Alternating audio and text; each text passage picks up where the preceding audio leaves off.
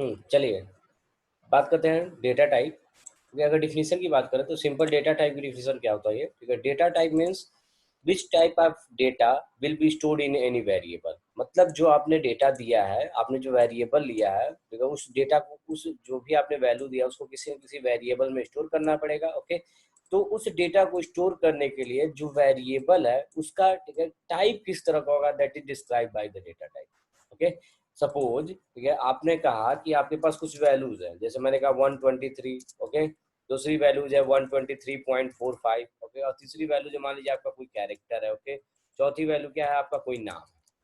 Okay, तो यहाँ पे सारी वैल्यूज अलग अलग है। पहला 123, ठीक है, जिसमें कोई डेसिमल पॉइंट नहीं है, सिंपल एक आपका नंबर है। ओके, दूसरा क्या है, ठीक है, 123.45 जो डेसिमल पॉइंट वाली वैल्यू है या रियल वैल्यूज है। ये है आपका कैरेक्टर। ओके, जो सिंगल कोट्स के अंदर है, सिंगल कैरेक्टर है, और ये collection of character that is string. Okay, यहाँ पे चार तरह की वैल्यू दी गई है, तो ये किसी एक वेरिएबल में स्टोर नहीं हो सकता। जैसे अगर हम आजकल की लैंग्वेज, ये सी लैंग्वेज की बात कर रहे हैं, जैसे आजकल की लैंग्वेज की बात करें तो एक पाइथन एक लैंग्वेज है जिसमें हमें डेटा टाइप डिस्क्राइब नहीं करना पड़ता है। ओके, आप पाइथन में क्या कर सकते हैं, जैसे पाइथन में अगर आपको ये कोडिंग करनी होती तो आप सिंपली क्या लिखते हैं, जैसे ये मैं पाइथन में भी दिखा दे रहा हूँ। ये आपका पाइथन का आईडी है।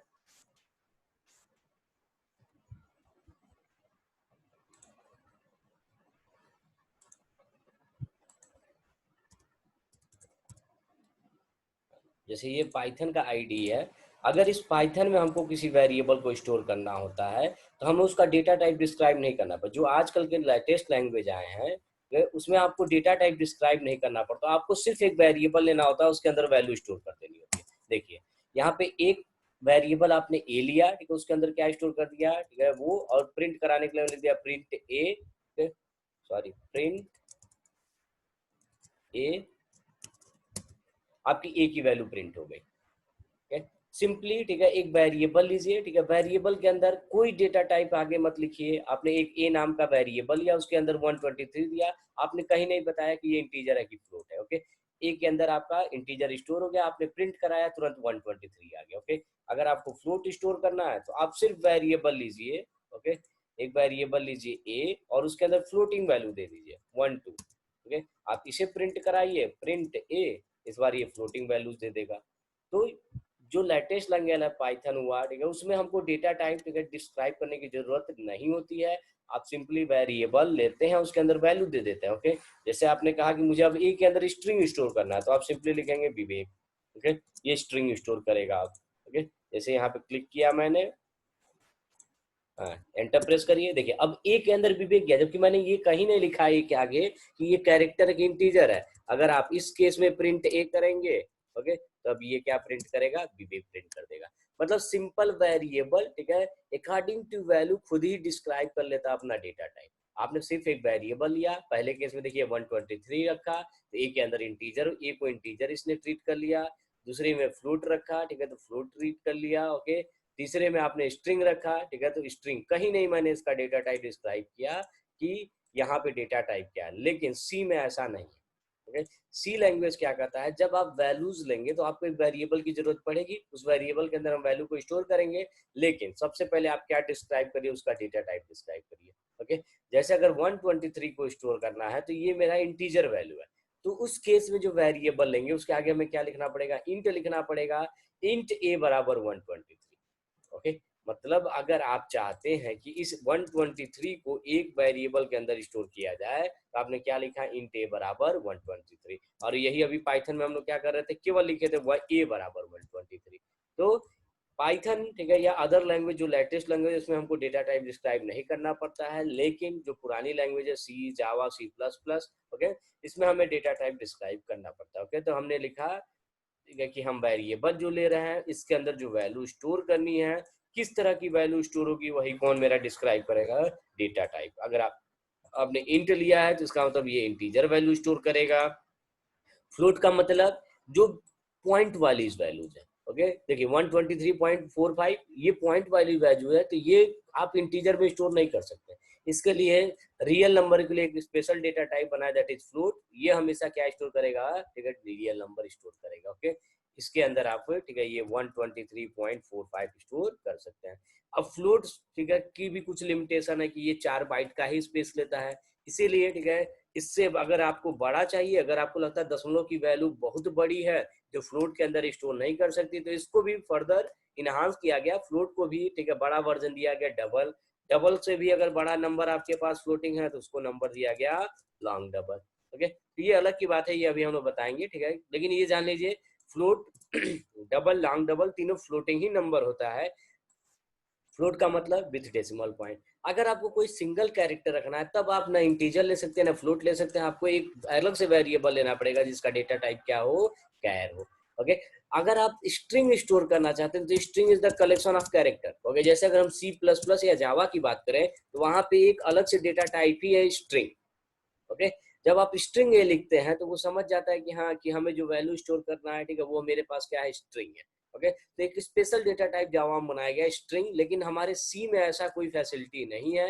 ओके, सी क्या कहता है कि आप स्ट्रिंग की हैंडलिंग करिएगा तो किससे, जैसे आपको वेरिएबल लिया कैरेक्टर से ही करना है, बस स्ट्रिंग की खासियत क्या है, कई सारे कैरेक्टर हैं तो आप एरे लेके कीजिएगा। ओके, इस एरे में मैं क्या स्टोर कर लूंगा, किसी भी स्ट्रिंग को स्टोर कर लूंगा, सपोज भी। ओके, तो स्ट्रिंग को हैंडल करने के लिए कोई स्पेशल डेटा टाइप नहीं है सी में हमारे पास, हम क्या करते हैं इसी कैरेक्टर को इनहांस कर देते हैं, डिराइव कर देते हैं, और मैं इसको एरे ले लेता हूं, जिसका मतलब कई सारे ब्लॉक्स बन जाते हैं, एक एक ब्लॉक हम एक एक कैरेक्टर को स्टोर करते हैं। ओके, तो मेनली चीज समझिए ठीक है, व्हाट इज डेटा टाइप। तो डेटा टाइप क्या डिस्क्राइब कर रहा है कि किसी भी ठीक है वेरिएबल के अंदर किस तरह की वैल्यू स्टोर करेंगे, that is described by the data type. Okay, अगर आपने इंट लिखा है तो इसका मतलब केवल इंटीजर वैल्यू स्टोर करेगा, फ्लोट लिखा है तो फ्लोटिंग वैल्यू स्टोर करेगा, कैर लिखा है तो सिंगल कैरेक्टर एरे लिया है तो इसका मतलब ये स्ट्रिंग हैंडलिंग करेगा। ओके, चलिए तो ये हो गया डेटा टाइप। बात करते हैं टाइप्स ऑफ डेटा टाइप। तो 3 तरह के होते हैं। पहला क्या होगा, कहीं कहीं लिखा है 2 ही तरह के, प्रिमिटिव और नॉन प्रिमिटिव। ओके, लेकिन हम जो बात कर रहे हैं ठीक है हमारे अकॉर्डिंग ठीक है डेटा टाइप कितने तरह के डिवाइड किए गए हैं, 3 तरह के। पहला प्राइमरी या फंडामेंटल डेटा टाइप जो मेन डेटा टाइप है। ओके, जिसमें इंट आता है, फ्लोट आता है, कैर आता है, डबल आता है, और एक और समझ लीजिए एक वाइड लगा होता है। वाइड भी क्या है आपका ठीक है डेटा टाइप है जो किसी फंक्शन का टाइप बताता है, या किसी ऐसे वेरिएबल जिसका आपको डेटा टाइप नहीं पता है, आपको अगर अभी पता नहीं है कि हमें उसके अंदर किस वैल्यू को स्टोर करना, तो आप वाइड ठीक है वेरिएबल, जैसे पॉइंटर वेरिएबल होता है एक, कि अगर आपको पॉइंटर वेरिएबल का डेटा टाइप नहीं पता है कि आप उसके अंदर किसका स्टोर अंडर रखेंगे, अभी आपको एग्जैक्ट नॉलेज नहीं है, तो आप पॉइंटर को क्या बना लीजिए, वाइड बना लीजिए। अब जब जरूरत पड़ेगा आगे, जिस मुझे पता चला उसके अंदर इंटीजर है, तो उस वाइड को मैं किस में कन्वर्ट कर लूंगा, इंटीजर में कन्वर्ट कर लूंगा। ओके, तो बात कर रहे हैं प्राइमरी या फंडामेंटल। तो प्राइमरी डेटा टाइप मेनली हमारे ठीक है कुछ होते हैं, जैसे इंटीजर हो गया, कैर हो गया, मेन ही ठीक है 3 ही है, इंटीजर, कैर, फ्लोट। ओके, और इसके अलावा एक वाइड है। अब डबल की बात करें तो डबल क्या है ठीक है, फ्लोट का ही एक ठीक है बड़ा वर्जन है। अब इंटीजर की भी बात करें तो इंटीजर में भी शॉर्ट इंटीजर होता है, लॉन्ग इंटीजर होता है, तो इसका मतलब वो भी डेटा टाइप है, लेकिन वो इंटीजर का ही पार्ट है। इंटीजर को ही फर्दर ठीक है हमने क्या किया है, इनहांस किया है, उसके स्पेस को बढ़ाया है। ओके, तो ये हो गया प्राइमरी ठीक है मेनली, ये हो गया int, char, float and void. ठीक है, मेनली यही 4 हो गए। ओके, अब बात करते हैं derive data type. Derive data type, primary data type क्या होता था कि आपका सिंगल वैल्यू स्टोर कर सकता है, बहुत ज्यादा वैल्यू स्टोर नहीं कर सकते हैं। ओके, तो डेराइव डेटा टाइप क्या हुआ जी, यही प्राइमरी डेटा टाइप को ठीक है, प्राइमरी डेटा टाइप ही होता है, समझिए उसका डेटा टाइप इंटीजर ही होगा, बस हम वेरिएबल के स्पेस को बढ़ा देंगे। ओके, जैसे हम एरे की बात करते हैं, अगर सिंपल वेरिएबल लेते हैं तो उसके अंदर सिंगल वैल्यू स्टोर होता है, अगर एरे की बात करें तो वो कई सारे स्टोर कर सकता है, लेकिन डेटा टाइप आपका क्या है, एरे का इंटीजर ही है। तो derive data type means which are defined by the which are derived from the primary data type. Okay, the known as a derived data type. Okay, और लास्ट क्या है, यूजर डिफाइंड डेटा टाइप, जिसमें हम लोग 2 data type पढ़ते हैं, that is type def, जो हमने कुछ दिन पहले पढ़ा था कि टाइप डेफ और एनमरेशन क्या होता है। तो टाइप डेफ, अगर आप एग्जिस्टिंग डेटा टाइप को कोई और नाम देना चाहते हैं तो उसके लिए हम क्या कर सकते हैं, टाइप डेफ का इस्तेमाल कर सकते हैं। जैसे हमने इंटीजर को ठीक है इंटीजर में लिख के मैं चाहता हूं कि मैं विवेक लिखूं और विवेक से वेरिएबल क्रिएट हो, तो मैं एक नया ठीक है विवेक नाम का डेटा टाइप डिफाइन करूंगा यूजिंग टाइप डेफ। ओके, जो इंटीजर की जगह पे इस्तेमाल होगा। एनम, एनम का मतलब अगर आप इंटीग्रल कांस्टेंट्स वैल्यूज को कोई नाम देना चाहते हैं तो आप वहां पे क्या इस्तेमाल करते हैं, एनम इस्तेमाल करते हैं। तो ये बात की बात है। ओके, तो सबसे पहले हम देखेंगे प्राइमरी डेटा टाइप, उनका फॉर्मेट स्पेसिफायर क्या होता है, अगर हम प्राइमरी डेटा टाइप लिखते हैं तो प्रिंटफ स्कैनफ में जो उसके लिए सिंबल हम रिप्लेस करते हैं कि इंटीजर के लिए कौन सा कंट्रोल स्ट्रिंग लगेगा, ओके, उसके बारे में जानेंगे। देन बात करेंगे कि हाँ, हर डेटा टाइप को कुछ मेमोरी स्पेस अलोकेट है, उतना ही मेमोरी अलोकेट कर सकता है, अगर उससे ज़्यादा की वैल्यू देते हैं तो क्या होता है, ओके। उस मेमोरी अलोकेशन, जैसे मैंने कहा 2 बाइट का मेमोरी स्पेस, इसका मतलब मैक्सिमम 16 बिट है, ओके। 0-1 के फॉर्मेट में स्टोर भी करेगा, ओके। तो 0-1 के फॉर्मेट में स्टोर करेगा, 16 बिट्स हैं, तो अगर मान लीजिए उससे बड़ा डेटा आ जाए तो क्या दिक्कत होती है, ठीक है। तो उसको रिमूव करने के लिए क्या करना पड़ता है मुझे, एंड देन, ठीक है, रेंज की बात करेंगे कि हाँ, हर जब 16 ही बिट है तो 100% मैक्सिमम नंबर और मिनिमम नंबर हमारा डिफाइन होगा, इससे बड़ा नंबर ये स्टोर नहीं कर सकता। चलिए बात करते हैं प्राइमरी डेटा टाइप की। तो चलिए प्राइमरी डेटा टाइप, ओके, इसकी बात करते हैं। तो एक टेबल हमारे पास की वेरिएबल नेम होता है, ठीक है, कीवर्ड, ठीक है, उसके लिए कौन सा कीवर्ड इस्तेमाल करते हैं, बाइट रिक्वायर्ड, ठीक है, कितने बाइट्स की मेमोरी एलोकेट होती है, ओके, हर डेटा टाइप का मेमोरी है, रेंज है, इसमें कंट्रोल स्ट्रिंग नहीं मेंशन है, ठीक है, तो हम खुद से बता देंगे कि कंट्रोल स्ट्रिंग क्या क्या होता है। तो चले पहले डेटा टाइप की बात करते हैं, that is character, okay. Character की बात करें तो कैरेक्टर दो तरह के होते हैं, एक होता है साइंड कैरेक्टर, एक होता है unsigned character, okay. Signed character की बात किया जाए तो साइंड के आगे, ठीक है, साइंड कैरेक्टर के आगे साइंड शब्द लिखना जरूरी नहीं होता है। अगर आप केवल कैर लिखते हैं तो वो बाय डिफॉल्ट साइंड होता है, ओके। चाहे तो आप साइंड कैर भी लिख सकते हैं, लेकिन अगर आप कैरेक्टर को अनसाइंड बनाना चाहते हैं तो आपको आपके आगे एक कीवर्ड जरूर लिखना पड़ेगा, दैट इज अनसाइंड, ओके। अगर कैर के आगे अनसाइंड लिखा है तो इसका मतलब ये कौन सा कैरेक्टर है, अनसाइंड कैरेक्टर। अब what is difference between signed and unsigned, okay. Signed का मतलब जिसमें दोनों तरह की वैल्यू स्टोर होती है, आइदर पॉजिटिव और निगेटिव, जो दोनों तरह की वैल्यू स्टोर कर सके, या तो पॉजिटिव या तो निगेटिव, ठीक है। अनसाइंड का मतलब क्या होता है कि केवल और केवल, ठीक है, पॉजिटिव वैल्यू स्टोर करेगा, निगेटिव वैल्यू स्टोर नहीं करेगा, ओके।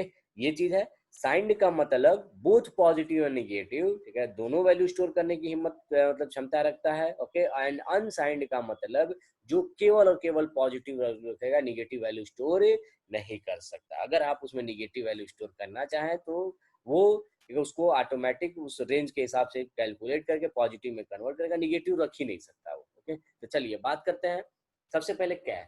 कैर की बात करें तो कैर को, ठीक है, कहा गया कि ये मेमोरी में मैक्सिमम 1 बाइट का स्पेस ले सकता है, और 1 बाइट मीन्स 8 बिट्स का data, okay. 1 byte means 8 bit, okay.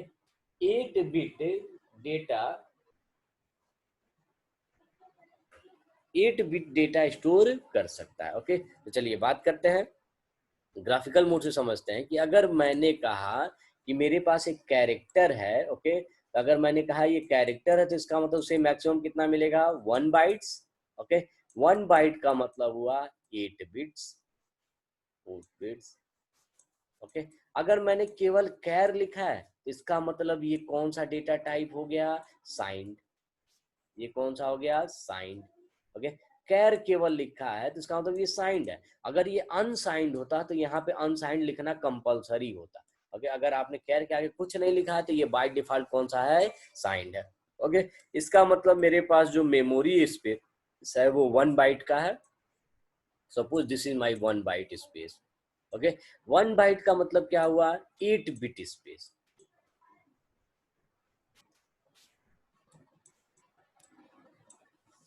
Okay. ये 8 बिट स्पेस हो गया, ओके। आपको भी पता है या तो ये 0 रखेगा या तो 1 रखेगा, ओके, जो कि बाइनरी में कन्वर्ट करता है। या तो ये 0 स्टोर करेगा या तो 1 स्टोर करेगा। मैं बात कर रहा हूँ अभी साइंड की, ओके। साइंड का मतलब क्या हुआ, आइदर पॉजिटिव और निगेटिव बोथ होगा। तो कैसे पता चलेगा कि पॉजिटिव है कि निगेटिव है, तो अगर माइनस आगे लगा है तो इसका मतलब ये निगेटिव है, और प्लस है, ठीक है, तो इसका मतलब पॉजिटिव है। इसका मतलब एक बॉक्स आपको चाहिए जो क्या स्टोर करे, ये साइन स्टोर करे, प्लस और माइनस। तो 8 बाइट्स, ठीक है, 8 बिट्स में से, ठीक है, जो पहला बॉक्स होता है, ठीक है, वो इसलिए होता है कि वो साइन को स्टोर करे, ओके। मतलब इसे कहा जाता है साइन बिट। पहला मेरा फिक्स हो गया कि ये क्या होगा, साइन बिट्स होगा। अगर ये साइन बिट्स है तो मेरे पास अवेलेबल ब्लॉक्स बचे कितने, केवल 7, ओके। अगर, ठीक है, मैं बात करूं, ठीक है, कि अब मेरे पास टोटल कितने अवेलेबल ब्लॉक्स हैं, तो मेरे पास केवल 7 ब्लॉक्स हैं। अब या तो आप 0 रख सकते हैं या तो 1 रखते हैं, मतलब यहाँ पे दो प्रोबेबिलिटी है, या तो 0 आएगा या तो 1। यहाँ पे भी दो प्रोबेबिलिटी है, या तो 0 या तो 1। ओके, या तो 0 या तो 1। इसीलिए जो ठीक है प्रोबेबिलिटी हुई, ठीक है, या कह सकते हैं जो सबसे बड़ा नंबर बना बाइनरी में, वो क्या बना, 2 to the power 7। ओके, क्या बना, 2 to the power 7। Okay, binary की बात करें तो बाइनरी बेस हो गया, और सबसे बड़ा नंबर जो बनेगा वो क्या बनेगा, 2 to the power 7। ओके, अब बात करते हैं बड़ा कब होगा। बड़ा कब होगा, जब ये प्लस साइन के साथ लिया जाए। तो अगर प्लस साइन के साथ लिया जाए तो सबसे लार्जेस्ट नंबर क्या बना, 2 to the power 7। और जब माइनस साइन के साथ लिया जाएगा तो ये क्या बन जाएगा, सबसे छोटा, तो -2 to the power 7। ओके, और यही इसकी रेंज कहलाती है। मतलब रेंज का मतलब समझिए क्या होता है रेंज, कि ये सबसे बड़ा नंबर कौन सा स्टोर करेगा और सबसे छोटा नंबर कौन सा स्टोर कर सकता है। तो सबसे बड़ा नंबर क्या स्टोर करेगा, 2 to the power 7 पॉजिटिव के साथ, और सबसे छोटा number -2 to the power 7। Okay, लेकिन अब नंबर लाइन की बात करते हैं। अगर नंबर लाइन की बात करें, ठीक है, तो ये हो गया -2 to the power 7, निगेटिव इधर होता है। ओके, और पॉजिटिव इधर होता है, 2 to the power 7। यही हुआ। लेकिन अब याद करिए, मैंने कहा 10 नंबर हैं हमारे पास। सपोज अगर 10 नंबर हैं, तो अगर मैं 1 से काउंटिंग करता हूं तब तो ये लास्ट, ठीक है, इंडेक्स मेरा क्या होगा, 10 होगा। लेकिन अगर मैंने कहा 10 नंबर है और मैं 0 से काउंटिंग करता हूं, तो ये मैक्सिमम कहाँ तक जाएगा, 9 ही तक जाएगा। ओके, तो यहाँ ध्यान दीजिए, -2 to the power 7 से लेके -1। ओके, ये हो गया। लेकिन अगर मैं 1 से काउंटिंग करता, ठीक है, तो ये कहाँ से जाता है, 2 to the power 7 तक, लेकिन बीच में एक नंबर छूट जाता मेरा, वो क्या है, 0। अगर मैं 0 से काउंटिंग कर रहा हूँ पॉजिटिव की, ठीक है, तो 0 से अगर शुरू हो रहा है तो ये कहाँ तक जाएगा, एक कम तक जाएगा, तो 2 to the power 7 -1। ओके, और यही रेंज होती है। तो साइंड बिट की बात किया जाए, साइंड कैर की, तो साइंड कैर का मतलब क्या हुआ कि बोथ पॉजिटिव एंड निगेटिव। तो अगर बोथ पॉजिटिव एंड निगेटिव, तो टोटल मेरे पास 1 बाइट है। 1 बाइट में से, ठीक है, मतलब 8 बिट, 8 बिट में से पहला बिट क्या हो गया, साइंड बिट। तो बचे कितने पास, 7। ओके, तो सबसे बड़ा बाइनरी नंबर अगर बात करें तो क्या बना है, 2 to the power 7। ओके, ये हुआ 2 to the power 7। और सबसे बड़ा कब होगा, जब प्लस के साथ रहे, और सबसे बड़ा छोटा कब होगा, जब माइनस के साथ रहे, -2 to the power 7। ओके, लेकिन ये -1 पॉजिटिव में क्यों करना पड़ता है, क्योंकि ये कहाँ से स्टार्ट होता है, 0 से लेके, और ये कहाँ से जाएगा, -2 to the power 7 से -1 तक। ठीक है, -2 to the power 7 से लेके माइनस। तो अगर रेंज की बात करें तो रेंज क्या बना, -2 to the power 7 से लेके 2 to the power 7 -1। और 2 to the power 7 की वैल्यू कितनी होती है, ओके, -128 से लेके यहाँ तक हो गया 128 -1, मतलब 127। और यही कैरेक्टर की रेंज होती है। देखिए, -1 to the power 128 से लेके 127। लेकिन अगर यही अनसाइंड होता तो, अनसाइंड होता तो क्या मुझे पहला बिट रखना पड़ता प्लस माइनस के लिए, कभी नहीं। क्यों, क्योंकि ये तो हमेशा पॉजिटिव ही रखना है। तो पॉजिटिव का सिंबल आपको भी पता है प्लस है। अगर आप प्लस नहीं भी लगाएंगे तो वो क्या रहेगा, पॉजिटिव ही रहेगा। दिक्कत तो तब आती है जब निगेटिव नंबर आता है, तो माइनस कंपलसरी हो जाता है लगाना। ओके, जैसे मैंने कहा 5 क्या है, 5 पॉजिटिव है कि निगेटिव है, तो ये 100% पॉजिटिव, जबकि इसके आगे प्लस नहीं लगा है। तो प्लस के साथ कोई कंपल्सन नहीं होता है, पॉजिटिव नहीं होगा कि प्लस सिंबल लगाना ही पड़े। इसीलिए आपके पास 8 अवेलेबल हो गया, 8, ठीक है, ब्लॉक्स अवेलेबल है। तो जो नंबर बनेगा वो क्या बनेगा, 2 to the power 8। लेकिन कहाँ से स्टार्ट करेंगे हम, 0 से, ठीक है। तो अगर 0 से स्टार्ट करें तो ये कहाँ तक जाएगा, 2 to the power 8 -1। इसीलिए अनसाइंड में जो रेंज होता है, ओके, इसकी वैल्यू 2 to the power 8 की वैल्यू जो होती है वो होती है 256, ओके, एंड -1। तो इसका मतलब 0 से लेके 255 तक। क्या हो गया, 0 से लेके 255। ओके, तो वही चीज है, अनसाइंड में रेंज जो होता है, ओके, वो क्या हो जाता है मेरा, जो रेंज की बात करें, देखिए, तो वो ये है 0 से लेके 255। सेम वैसे ही इंटीजर, शॉर्ट इंटीजर और लॉन्ग इंटीजर। ओके, अब बात करते हैं इंटीजर की, ठीक है। शॉर्ट इंटीजर और इंटीजर दोनों की रेंज, ठीक है, सेम होती है। क्यों, क्योंकि ये दोनों बाइट 2 बाइट्स का स्पेस लेता है। ओके, जो मेमोरी की बात करें, एक बात और कंट्रोल स्ट्रिंग की बात कर लेते हैं। कंट्रोल स्ट्रिंग जो कैरेक्टर के केस में होता है, दैट इज %C। ओके, जब आप कंट्रोल स्ट्रिंग की बात करें तो कैरेक्टर के केस में क्या होता है परसेंटेज सी, इंटीजर के लिए होता है परसेंटेज डी या परसेंटेज आई। ओके, परसेंटेज डी या परसेंटेज आई। शॉर्ट इंटीजर के लिए जो होता है कंट्रोल, पहले मैं सारा कंट्रोल स्ट्रिंग बता ही दे रहा हूँ। शॉर्ट इंटीजर के लिए क्या होता है शॉर्ट इंट, अगर आपने शॉर्ट इंट लिखा है तो इसका जो होगा percentage H D. Okay, long int का क्या होता है percentage L D, L for long, D for integer. Okay, अब देखिए एक होगा अनसाइंड इंटीजर। अनसाइंड इंट जब लिखते हैं, अगर इंट की बात किया जाए तो इंट के लिए क्या होता है आइदर परसेंटेज डी लिखिए या परसेंटेज आई लिखिए, दोनों इस्तेमाल हो सकता है। अनसाइंड का मतलब परसेंटेज यू, अनसाइंड इंटीजर का मतलब परसेंटेज यू। फ्लोट की बात करें तो फ्लोट का जो फॉर्मेट स्पेसिफायर होता है percentage f. Okay, percentage f for float. Percentage e अगर आपको कहीं दिखता है तो ये समझिए, ओके, ये एक्सपोनेंट एंड मैंटिसा के फॉर्म होता है, जो साइंटिफिक नोटेशन आपने जो पढ़ा होगा e to the power something.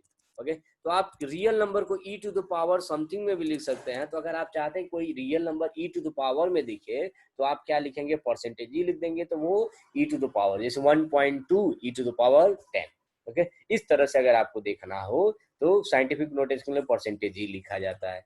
आगे बढ़ते हैं, इसी में अगर मैंने कहा कि सपोज डबल आ गया तो क्या लिखा जाएगा, तो डबल का मतलब होता है फ्लोट का बड़ा, लॉन्ग फ्लोट। ओके, डबल को क्या कहा जाता है लॉन्ग फ्लोट, समझिए। तो लॉन्ग फ्लोट का होता है एफ और लॉन्ग का क्या होता है एल, ठीक है, तो परसेंटेज एल एफ। ओके, और लॉन्ग डबल का, ठीक है, क्या हो सकता है फॉर्मेट स्पेसिफायर। लॉन्ग डबल का मतलब डबल से भी बड़ा। ओके, और डबल से बड़ा तो केवल जो एल स्मॉल लिखा है उसको क्या करिए आप कैपिटल बना दीजिए। ओके, जब आप कैपिटल बना देंगे ठीक, तो ये क्या बन जाएगा आपका लॉन्ग डबल बन जाएगा। ओके, तो ये चीज है। फ्लोट का मतलब हो गया परसेंटेज एफ। मैंने सारे फॉर्मेट स्पेसिफायर पहले बता दिए क्योंकि वो इस टेबल में अवेलेबल नहीं है। ओके, जब इस टेबल अवेलेबल नहीं है तो पहले आप जान लीजिए कि इंट का होता है परसेंट डी या परसेंट आई। शॉर्ट के लिए परसेंटेज एच डी लिखते हैं, लॉन्ग के लिए, ठीक है, परसेंटेज एल डी हो जाता है। फ्लोट अनसाइंड इंट के लिए परसेंटेज यू लिखते हैं। और अनसाइंड इंट का इस्तेमाल कब करते हैं, जब हमें एड्रेस प्रिंट कराना होता है, पॉइंटर के केस में। ओके, जब पॉइंटर इस्तेमाल करते हैं तो उस केस में हम परसेंटेज यू का इस्तेमाल करते हैं, क्योंकि पॉइंटर क्या होता है मेरा अनसाइंड इंटीजर होता है, एड्रेस कभी भी निगेटिव नहीं हो सकता है, तो इसका इस्तेमाल करते हैं। फ्लोट का होता है परसेंटेज एफ, ठीक है, डबल का होता है परसेंटेज एल एफ। ओके, और लॉन्ग डबल का होता है percentage capital L small L. Okay, तो मैंने सारे फॉर्मेट स्पेसिफायर की बात की। अब रेंज, ठीक है, रेंज की बात करते हैं। ओके, तो रेंज याद करने की जरूरत नहीं है, सिर्फ आपको साइज याद होना चाहिए। ओके, अगर आपको साइज याद है तो आप रेंज निकाल सकते हैं। देखिए कैसे, कैरेक्टर है, कैरेक्टर का मतलब 1 बाइट। अभी मैंने समझाया कि कैरेक्टर का मतलब 1 बाइट। अगर केवल कैर लिखा हो तो वो साइंड है, तो साइंड हो गया तो इसका मतलब क्या है पहला पॉजिटिव निगेटिव। ओके, तो बचे क्या 7, तो ठीक है क्या बना 2 to power 7। निगेटिव लोगे ठीक है तो -2 to power 7, पॉजिटिव लोगे तो 2 to power 7। ओके, और क्यों -1 करना पड़ता है, क्योंकि ये हमें जीरो से स्टार्ट करना पड़ जाता है, तो जीरो से स्टार्ट करते इसीलिए कम तक जाता है। तो रेंज क्या बन गया -2 to power 7 से लेके, ओके, 2 to power 7 -1, ये रेंज मेरा क्रिएट हो गया। ओके, सेम वैसे अब इंटीजर की बात करते हैं। देखिए इंटीजर, साइंड इंटीजर की बात कर रहा हूँ, कितना लेता है 2 बाइट। Okay, 2 byte. अब लॉन्ग इंटीजर की बात करें तो लॉन्ग इंटीजर कितना लेता है 4 बाइट। ओके, ये हो गया 4 बाइट, ये मैं लॉन्ग इंटीजर की बात कर रहा हूँ। ओके, चलिए 2 बाइट का मतलब क्या हुआ 16 बिट। 2 बाइट का मतलब क्या हुआ 16 बिट। Okay, 16 bit. अगर 16 बिट की बात करें, ठीक है, तो पहला वाला किसके लिए हो जाएगा प्लस माइनस, तो बचे कितने 15, बचे कितने मेरे 15। तो अगर निगेटिव के साथ लिया जाए तो सबसे छोटा नंबर बनेगा, पॉजिटिव के साथ ले तो सबसे बड़ा, तो क्या सबसे निगेटिव के साथ लिया तो क्या बन गया सबसे छोटा, -2 पे 15। ठीक है, -2 पे 15, और सबसे बड़ा क्या हो गया, ठीक है 2 पे 15। लेकिन जीरो से स्टार्ट करेंगे इसीलिए कहाँ तक जाएगा -1 तक, रेंज निकल गया। ओके, और इसकी वैल्यू कितनी होती है, ठीक है, देखिए मैंने कैलकुलेटर से कैलकुलेट किया है 32,768। ओके, इसकी वैल्यू कितनी होती है 32,768। ठीक है, तो मैं लिख दे रहा हूँ यहाँ पे। ओके, -32768 से लेके क्या हो गया 32767 तक, ये हो गया। ये हुआ रेंज आपका। ओके, ये हो गया। अब चलिए लॉन्ग इंटीजर, ठीक है, लॉन्ग इंटीजर का मतलब 4 बाइट, 4 बाइट का मतलब क्या हुआ, 32 बिट, 32 बिट। पहला वाला किसके लिए हो गया भैया, प्लस माइनस। ओके, एक बिट इसके लिए हो गया, तो बचे कितने, 31, 31। ओके, तो सबसे छोटा नंबर कैसे बनेगा, माइनस के साथ, माइनस 2 to the power 31 से लेके, और सबसे बड़ा नंबर क्या बनेगा, 2 to the power 31 -1 तक। तो रेंज निकल गया। अब बात करते हैं कि सर लॉन्ग इंट बनाया क्या गया, क्यों गया, उसका रीजन समझते हैं। चलिए इंटीजर की बात करते हैं। रेंज देख लो, -3 to 7 6 8 से लेके, ओके, कहाँ तक है, मैं नंबर लाइन ही खींच दे रहा हूँ। ये हो गया, यहाँ पे बीच में 0 होगा, अगर, और ये होगा, ठीक है, 3 to 7 6 7, यही रेंज होगा मेरा। ओके, अब बात करते हैं रेंज का मतलब समझिए, सबसे बड़ा नंबर वो इतना ही रख सकता है, इससे बड़ा आएगा तो उसके रेंज के बाहर हो जाएगा। तो अगर बाय द वे एडिशन करें, हम दो नंबर को ऐड करें और वो रेंज के बाहर चला जाए तो क्या होगा, चलिए देख लेते हैं इसका भी। क्या कहा कि मैंने कि मेरे पास दो नंबर हैं सपोज, और दोनों नंबर को मैं ऐड कर रहा हूँ मेन। ओके, इंट ए बराबर मान लीजिए है 30,000 या 32,700, कितना रेंज होता है भाई, 32,767 हो गया, तो 32,766। ओके, मान लो ये है। और दूसरा मेरा वेरिएबल इंट ए, ओके, उसमें मैंने कहा बी, ठीक है, जिसकी वैल्यू है 1। ओके, मैंने लिखा इंट सी, और सी बराबर क्या लिखा, ठीक है, a plus b, a plus b, printf percentage d comma c. Okay, चलिए ये प्रोग्राम है मेरा। मैंने क्या कहा, एक वेरिएबल या जिसकी वैल्यू सपोज इतनी है, दूसरी की वैल्यू इतनी है। ओके, इन दोनों को मैंने ऐड किया, सी में रखा और प्रिंट कराया। ओके, तो आंसर कितना आएगा, 32767। ओके, 32767। ओके, देखिए आ गया, एकदम सही है। क्यों आंसर आ रहा है, क्योंकि अभी भी, ठीक है, जो एडिशन का आंसर आ रहा है वो इस रेंज के अंदर ही है, मैक्सिमम रेंज पे पहुंचा है। लेकिन जस्ट अगर इसके बाहर पहुंच जाए तो क्या होता है। ओके, चलो जैसे मान लो 2 कर दिया, +2, तो कितना आना चाहिए मेरा आंसर, 32768, यही आंसर आना चाहिए। +2 करेंगे तो 32768, लेकिन ऐसा नहीं होगा। ओके, आंसर कितना आएगा, ओहो, देवसी है, इसमें 4 बाइट लेता है यार। देवसी टर्बो सी में हम ये प्रोग्राम रन करा के आपको दिखा रहे हैं। अगर ये प्रोग्राम है टर्बो सी में,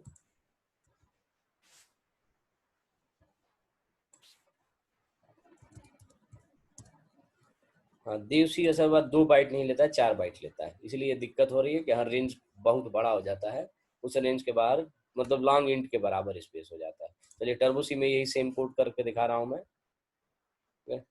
चलिए मान लीजिए ये प्रोग्राम मैं हटाया,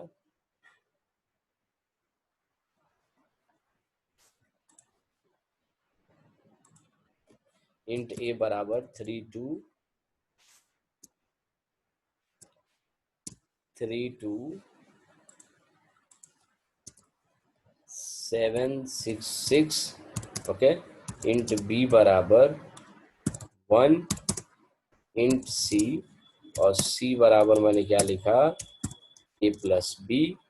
ओके, और प्रिंट है परसेंटेज डी स्लैश एन कामा सी, लास्ट में ब्रैकेट सी एच।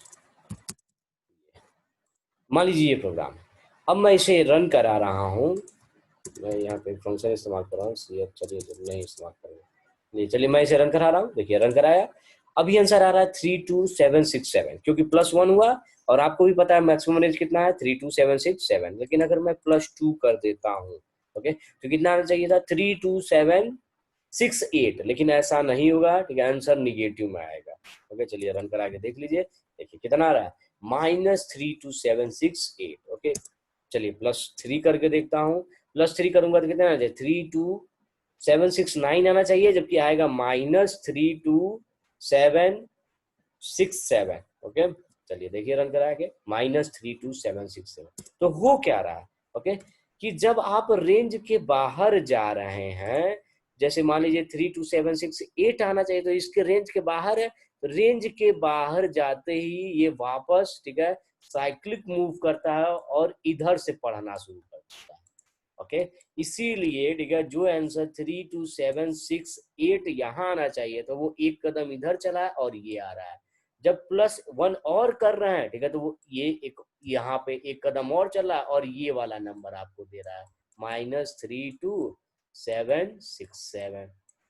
ओके, ये चीज, तो यही चीज हो रहा है, ठीक है। तो जब आप रेंज के बाहर जाता है आंसर आपका, तो ये मत सोचिए आंसर नहीं आएगा, आंसर आएगा। क्या दिक्कत होगी, ठीक है, जो ठीक है आंसर आपका, ठीक है, पॉजिटिव में आना चाहिए था, निगेटिव में आना शुरू हो जाता है। क्यों? क्योंकि ये साइक्लिक मूव होता है, ठीक है, मूव होने के बाद इधर से रीड करना स्टार्ट करता है और इतना चलता है, ठीक है। जैसे मैंने कहा कि अगर मैं इस ए में 60,000 या मैंने कहा मान लीजिए 80,000 स्टोर कर रहा हूँ, मैं कितना स्टोर कर रहा हूँ 80,000। तो मैंने जैसे इसी प्रोग्राम में कहा, ठीक है, सेम यही प्रोग्राम है मेरा। अब देखिए इसे मैंने ये लिखा, मैं कुछ नहीं कर रहा हूँ, मैंने कहा कि इंट ए नाम का जो आपने वेरिएबल है उसके अंदर 80,000 रख के दिखाइए आप। ओके, अगर आप 80,000 रखेंगे तो क्या ए, ठीक है, अगर इंटीजर है तो क्या 80,000 रख सकता है? कभी नहीं।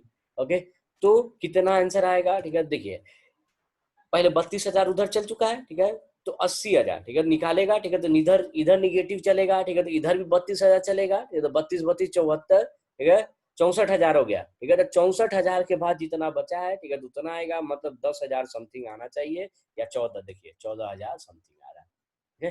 तो हुआ क्या है, 80,000 को स्टोर करते समय मैं ध्यान दे रहा हूँ कैसे चला, कैलकुलेट किया है, ये भी देख लीजिए आप।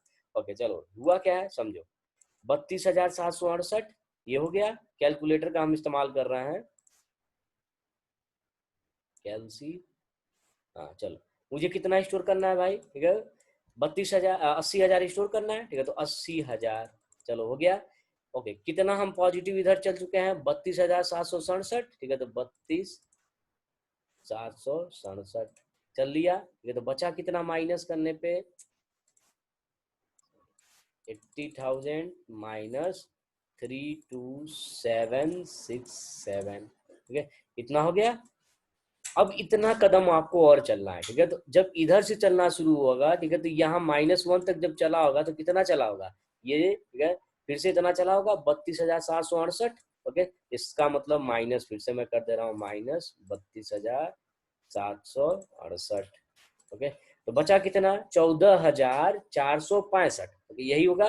लेकिन जब जीरो से शुरू किया होगा चलना, तो फिर -1 और कम तक चला होगा, तो -1, इसीलिए कितना आना चाहिए, 14,464 और रन कराने पे देखते हैं कितना आ रहा है मेरा। कंट्रोल F9, देखिए एकदम वही आ रहा है 14,464। ओके, तो मैंने इसे कैलकुलेट करके भी बताया, ठीक है, कि ये कितना आ रहा है 14,464। ओके, चलो 80,000 फिर से एक बार देख लो, 80,000 मैंने स्टोर किया था, 80,000 स्टोर किया। 80,000 स्टोर करने का मतलब क्या 80,000 स्टोर कर सकता है? कभी नहीं कर सकता। क्यों? ठीक है, क्योंकि इसकी मैक्सिमम रेंज यहाँ 32,000 है। ओके, अगर मैंने कहा कि ठीक है 32,000 तक मैक्सिमम कर सकता है ये, तो बचा कितना नंबर, तो -32767। ओके, 80,000 -32767। ओके, तो मुझे अभी इतना और, ठीक है, चलना है। ओके, इस दोनों के डिफरेंस की बात करो तो इतना अभी और आपको कैलकुलेट करना है। लेकिन जब आप निगेटिव में शुरू करेंगे तो -1 तक जब पहुंचेंगे तो फिर से कितना चल चुके होंगे, 3, अरे -1 से लेके यहीं तक तो रेंज है, तो 32768 इतना ही चला होगा, ठीक है। तो 47,000 में इतना कदम फिर से घटा दे रहा हूँ, ठीक है, तो -32768। ओके, तो बचा कितना, 14,65। मतलब आगे, ठीक है, चलेगा तो ये 14,65, 14,465 कदम इसे और चलना है। तो स्टार्ट कहाँ से, जीरो से शुरू किया होगा, इसीलिए, ठीक है, 14,465 पे न पहुंच के कहाँ तक पहुंचा होगा, 64 तक, इसीलिए -1 कर दिया, 14,464, यही आंसर आ रहा है। और एक और कैलकुलेशन कर लेते हैं। एक कैलकुलेशन पूछा जाता है, जैसे ये क्या कहा गया, इसी को मैं बड़ा कर रहा हूँ, इंट ए लिखा जाता है, ए, और लिखा जाता है ए बराबर, ठीक है, 300 गुणे 300 डिवाइडेड बाई 300 डिवाइडेड बाई 300। पूछा जाता है ए की वैल्यू कितनी आएगी, तुरंत क्या लोग कहते हैं कि 300 से 300 कट गया, ठीक है, बचा 300, लेकिन ऐसा नहीं होता है। ओके, रन कराइए, देखिए आंसर कितना आ रहा है, 81 आ रहा है। क्यों 81 आ रहा है? क्योंकि वो सबसे पहले किसे कैलकुलेट किया हुआ, 3 इंटू 300, ठीक है, 300 गुणे 300 मतलब 90,000। समझो क्या हुआ, 90,000। ओके, 90,000, 90,000 का मतलब समझो, ठीक है, 90,000 क्या उसके रेंज में है क्या, नहीं, ठीक है। तो